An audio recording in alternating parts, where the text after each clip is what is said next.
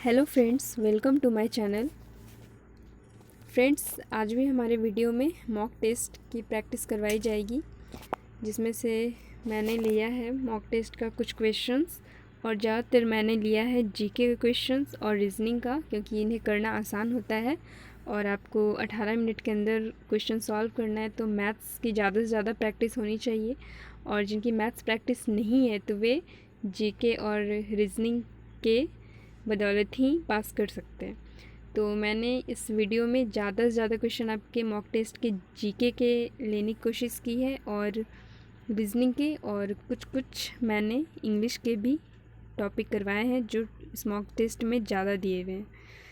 तो फ्रेंड्स, इस वीडियो को आगे बढ़ाने से पहले मैं आपसे रिक्वेस्ट करूँगी कि आप मेरे चैनल को सब्सक्राइब करें और मेरे वीडियोस को लाइक करें और शेयर भी करें।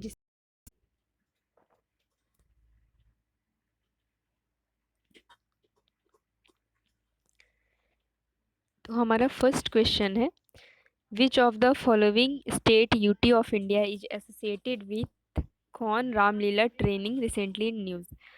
हमारे देश का कौन सा स्टेट या यूटी है जहाँ पे कौन राम लीला ट्रेनिंग सेंटर खोली गई है। ये जो कौन रामलीला है, ये थाईलैंड का एक रामलीला आर्ट है जिसमें मास्क पहना जाता है, मास्क फ्रॉम डांस है। तो ये खोला गया है हमारे यूपी में, उत्तर प्रदेश में। नेक्स्ट क्वेश्चन है हमारा, विच of the following is the correct meaning of the phrase every cloud has a silver lining. मतलब ये अंग्रेजी का इंग्लिश का एक मुहावरा है, every cloud has a silver lining. इसका मतलब क्या है? तो इसका मतलब है adverse condition don't last for ever, यानी कि निराशापूर्ण स्थिति में भी आशा की किरण होती है। मतलब कोई भी कंडीशन, ख़राब कंडीशन, वो हमेशा के लिए नहीं होता है। तो इस मुहावरे का अर्थ यही है। नेक्स्ट क्वेश्चन है हमारा, ये है रीजनिंग से, जिसमें हमें विषम चुनना है। इसमें जो सबसे ऑड है वो हमें बताना है। तो NOL HIF DEB RTP या नन, इनमें से कौन सा सबसे अलग है? तो आप देखें कि यहाँ पे है LMNO,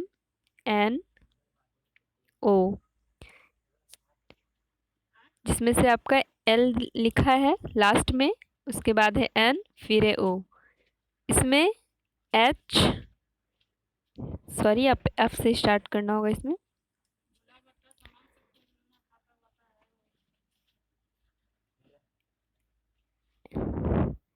FGHI, इसमें हमारा F लिखा हुआ है, H है, I है, फिर है BCDE। इसमें भी हमारा फर्स्ट लेटर B है, फिर D है, E है। लेकिन RTP इस तरह से नहीं है, इसमें PQRST में हमारा P लिखा हुआ है, Q नहीं है, R लिखा हुआ है, फिर S नहीं है, फिर T लिखा हुआ है। डेट मीन्स कि इसमें एक एक गैप है, जबकि इन दोनों में कॉमन है कि सिर्फ एक ही गैप है, फिर दोनों सटे हुए हैं, फिर एक गैप है, फिर दोनों नज़दीक में। लेकिन PQRST में ऐसा नहीं था, इसमें एक एक गैप सारे लेटर के बीच था। तो सबसे डिफरेंट जो है हमारा यही है, ऑड। नेक्स्ट क्वेश्चन है हमारा, a traditional story sometimes popularly regarded as historical but not authenticated. एक पारंपरिक कहानी जो ऐतिहासिक होती है लेकिन उसका कोई प्रूफ नहीं होता है, तो ऐसे ट्रेडिशनल स्टोरीज़ को हम क्या बोलते हैं? तो ऐसे ट्रेडिशनल स्टोरीज़ को हम बोलते हैं लीजेंड। जैसे कि हमारा महाभारत और रामायण है, जो कि वो लीजेंड है। India is ranked dash world travel and tourism competitiveness which is dash places better than 2017। India का रैंक 2017 में कितना था? तो 40 था। और वो कितना रैंक बेहतर है अपने पिछले रैंक के मुकाबले? तो इसका पिछला रैंक 2015 में था, जो कि 52, और 2017 में हो गया 40।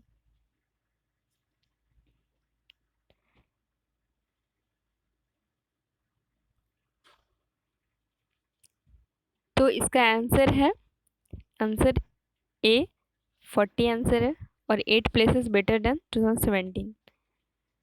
नेक्स्ट क्वेश्चन है हमारा, ग्राउंड सॉइल और rock containing ice frozen organic material that remains at or below 0 degree Celsius for at least 2 consecutive years is called। ऐसी ज़मीन जो कि हमेशा ठंडा रहता है, जिसकी टेम्परेचर 0 डिग्री सेल्सियस होती है या फिर इससे भी नीचे, तो ये कम से कम 2 साल तक ऐसी जगह जिसकी टेम्परेचर 0 डिग्री सेल्सियस हो या इससे कम हो, तो वैसे उसे क्या बोलते हैं वैसे ज़मीन को? तो वैसे ज़मीन को तो कहा जाता है परमाफ्रॉस्ट।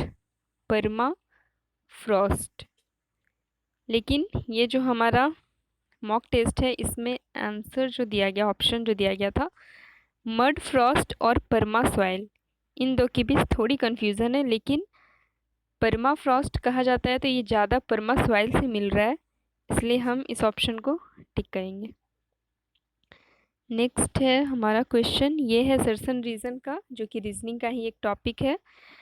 इसमें आपको बताना है, एक सेंटेंस दिया हुआ रहता है और उसका रीज़न दिया हुआ रहता है नेक्स्ट सेंटेंस का, और ये सबसे पहले तो हमें ये बताना है कि ये दोनों सेंटेंस सही है या नहीं, और अगर सही है तो जो दूसरा सेंटेंस है रीज़न, वो क्या पहले सेंटेंस का वाकई में रीज़न है या नहीं है। तो सबसे पहले हम सेंटेंस को पढ़ते हैं। तो सेंटेंस है, Indus people worshipped a female goddess, यानी सिंधु सभ्यता के लोग जो थे वो एक फीमेल देवी को, एक देवी की पूजा करते थे। पहले तो ये हमें जानना है, तो हाँ करते थे, तो ये ट्रू है, सही है सेंटेंस। नेक्स्ट है, इसका कारण क्या था, वे क्यों पूजा करते थे? तो उसका कारण है कि this mother goddess symbolises fertility, ये फर्टिलिटी की देवी थी, यानी कि जो उपजाऊपन, जो हमारे बच्चे होते हैं और नेक्स्ट जनरेशन होता है, या फिर धरती अपने ज़मीन से पौधे को जन्म देती है, तो उसकी वो देवी वे मानते थे उस देवी को। तो हाँ, ये भी करेक्ट है, रीज़न और असर्शन दोनों। इसमें हमें 4 ऑप्शन दिए जाते हैं, जिसमें से कि पहला ऑप्शन सही है, both A and R are true and R is the correct explanation of A. तो ये हमारा सही हो जाएगा। नेक्स्ट क्वेश्चन है हमारा, boundary of Afghanistan is not linked to, Afghanistan का बाउंड्री किससे नहीं मिलती है? तो इन अफ़गानिस्तान की बाउंड्री जो है वो पाकिस्तान, ईरान, तुर्कमेनिस्तान, उज़्बेकिस्तान और ताजिकिस्तान से मिलती है। पाकिस्तान, ईरान, तुर्कमेनिस्तान, उज़्बेकिस्तान और ताजिकिस्तान, यानी 5 कंट्रीज से मिलती है। तो ये ऑप्शन सही है, ये भी सही है, ये भी सही है, पर ये रॉन्ग है। तो हमारा आंसर ये हो गया, किर्गिस्तान, जिससे नहीं मिलती है। हमसे क्वेश्चन नहीं कब किया गया था। नेक्स्ट क्वेश्चन है हमारा, ये भी रीजनिंग का क्वेश्चन है। इसमें हमें वैसे वर्ड को टिक करना है जो डिक्शनरी में मिडिल में आएगा। तो सबसे पहले हम इन सबको देखेंगे, फर्स्ट में कौन आता है, फिर थर्ड में कौन, first second third fourth fifth में। उसके बाद जो थर्ड में होगा बिल्कुल मिडिल में, वही हमारा आंसर होगा। तो सबसे पहले क्या आएगा, करी, उसके बाद कर्सर, देन CURT कर्टेन, उसके बाद कुशन और फिर कस्टम। तो हमारा मिडिल में पूछा गया है, तो मिडिल यानी 3 में कर्टेन आएगा, यानी हमारा बी आंसर है।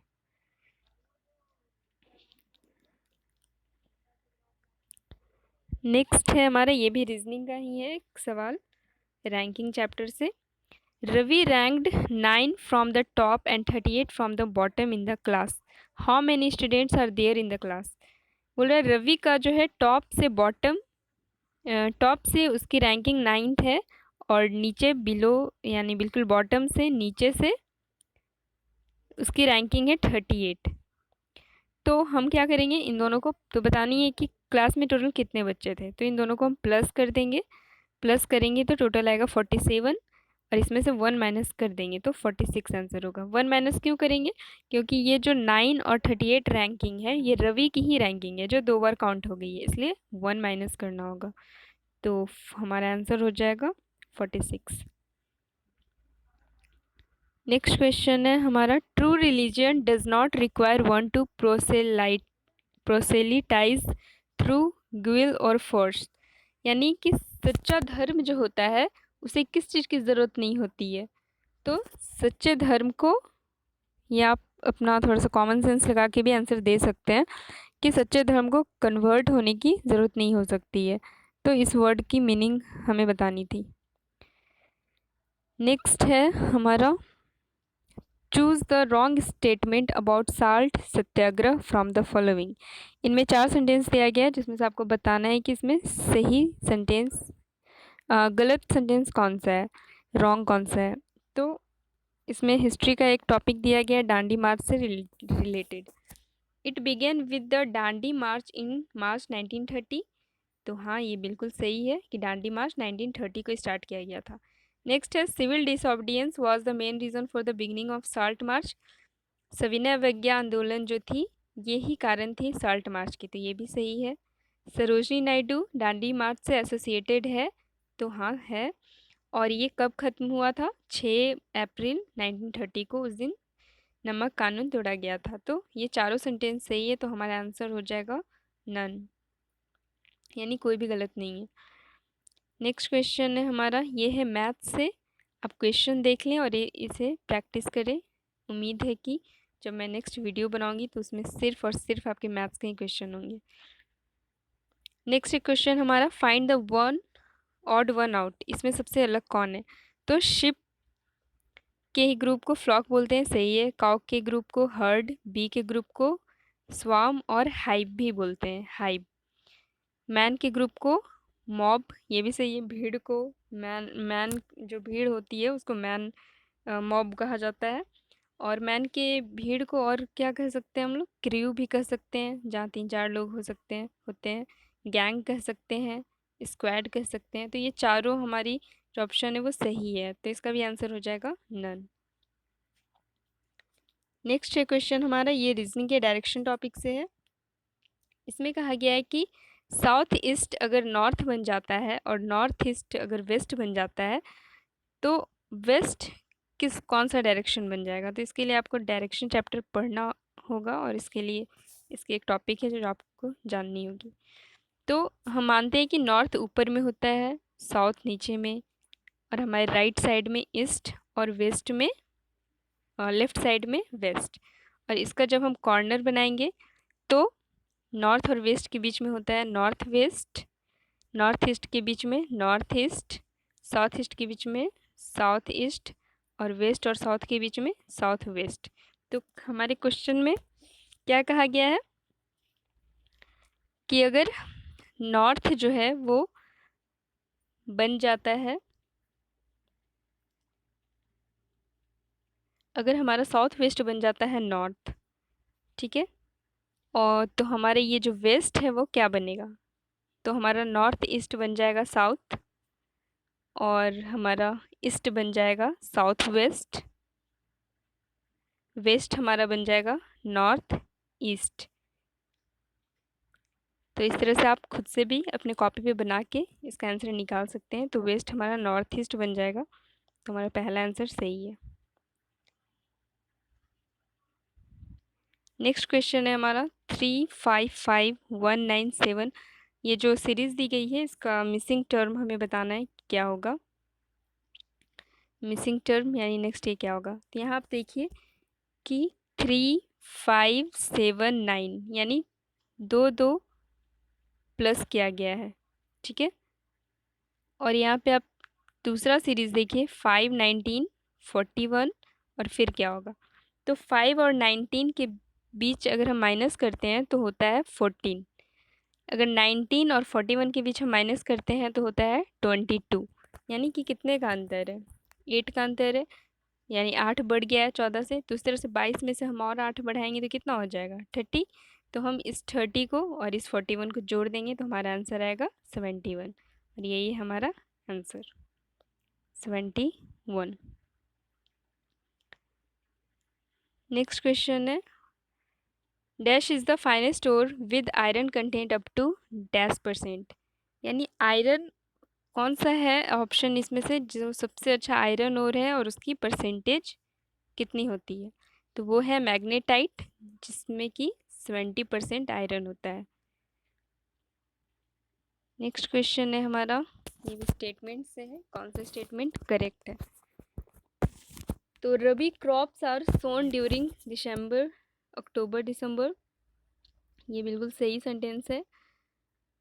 नेक्स्ट है हमारा खरीफ क्रॉप, जिसको हार्वेस्ट यानी काटा जाता है सितंबर से अक्टूबर के बीच, ये भी सही है। जायद क्रॉप, ये रबी और खरीफ के बीच में उगाया जाता है, तो ये भी सही है। गर्मी के दिनों में जो हमें मिलती है कुछ फल, सीजनल फ्रूट्स, वो जायद क्रॉप्स में ही आते हैं, तो तीनों सही है। इसका ऑप्शन हमारा हो जाएगा ऑल। नेक्स्ट क्वेश्चन है हमारा, ये है साइंस के बायो सब्जेक्ट से, बायोलॉजी। तो इसमें आपको मैच करना है सलाइवा। सलाइवा क्या होता है, आप सभी को जानते हैं। सलाइवा क्या है, एक एंजाइम है। HCl हाइड्रोक्लोरिक एसिड, ये कहाँ होती है? तो ये हमारे पेट में होती है, स्टमक में।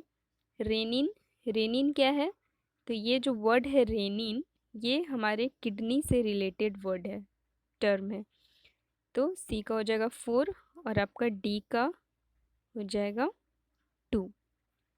तो आप अगर ऑप्शन में इनमें से कोई एक दो भी जानते हैं तो बाकी के एक दो आपको मिल ही जाएंगे। तो इस तरह से भी आप ऑप्शन को टिक लगा सकते हैं अगर पूरी जानकारी नहीं है तो भी।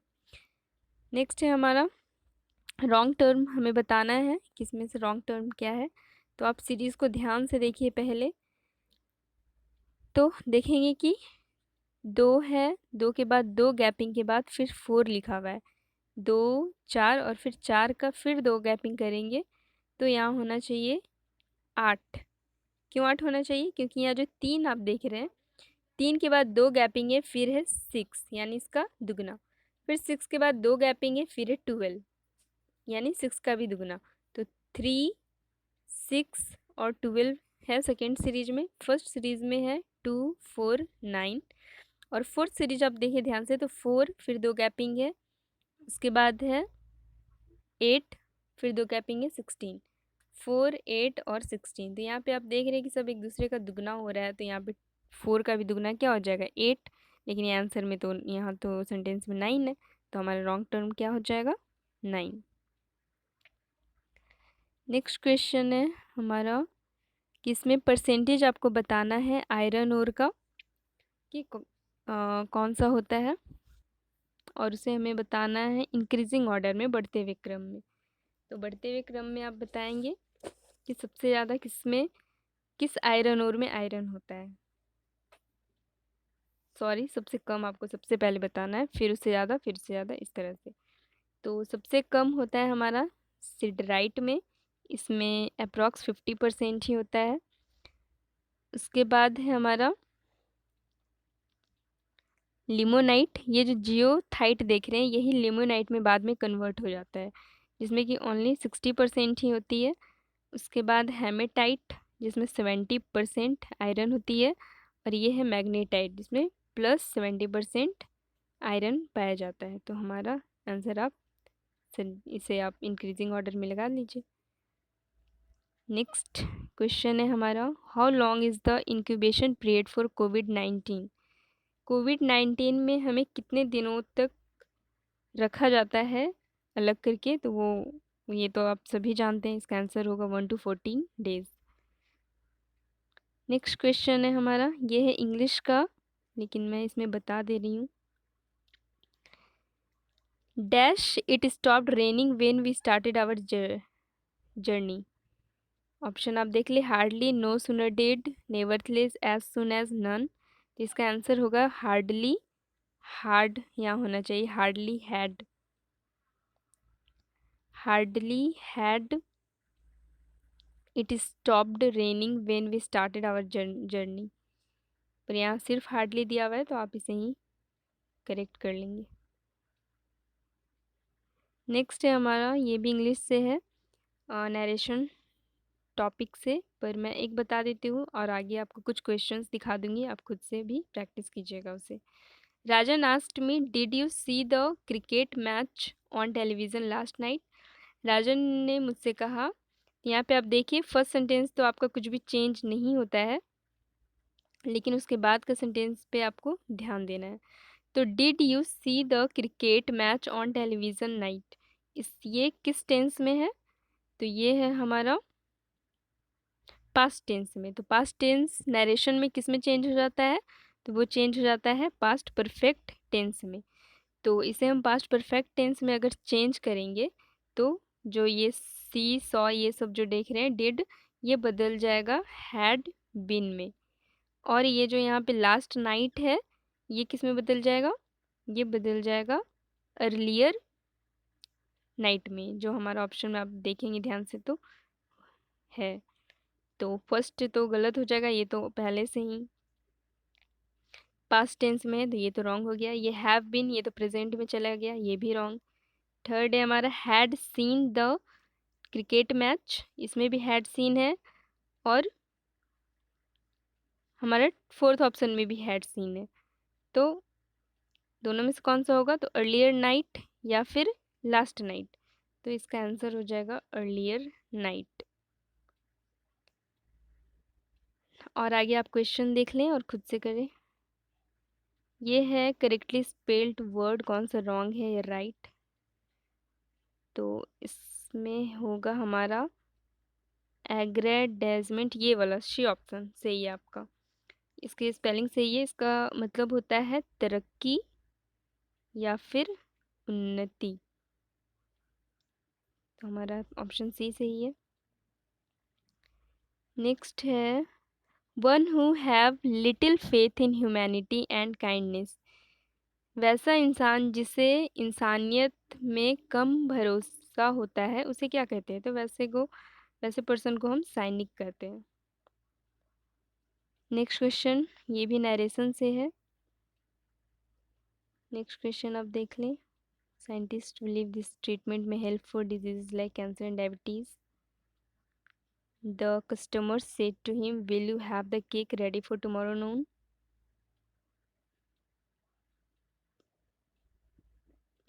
इसमें आपको चुनना है वन वर्ड सब्स्टिट्यूशन, इसे भी आप देख लें। ये भी नरेशन का क्वेश्चन है, इसे भी आप देख लें। ये जीके का क्वेश्चन, इसे मैं बता देती हूँ। Select the trophy which is not related to cricket in India, इनमें से कौन सा ट्रॉफी है जो क्रिकेट से रिलेटेड नहीं है?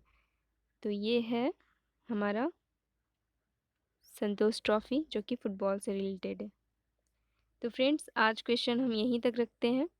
उसके बाद नेक्स्ट वीडियो मैं जो बनाऊंगी उसमें मैं कोशिश करूंगी ज़्यादा से ज़्यादा आपको मैथ्स के क्वेश्चन करवा सकूं। इसमें मैंने ज़्यादा से ज़्यादा कोशिश किया है जीके और रीजनिंग को कवर करने की। तो आप क्वेश्चन को देख सकते हैं और ऑप्शन खुद से भी लगा सकते हैं।